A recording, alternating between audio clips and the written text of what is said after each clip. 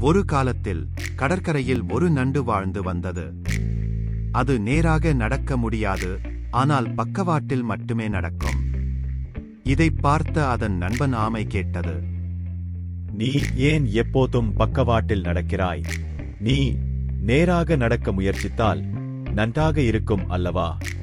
நான் பல முறை முயற்சித்தேன்.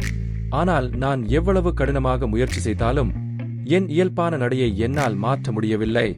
ஆமை யோசித்து ஒரு முக்கியமான பாடத்தை கற்றுக் கொடுத்தது. ஒவ்வொருவருக்கும் அவரவர் தனித்துவமான வழிகள் உள்ளன. அவற்றை மாற்ற முயற்சிப்பதற்குப் பதிலாக அவற்றில் நம்மை சிறப்புறச் செய்வது எது என்பதை நாம் உணர வேண்டும்.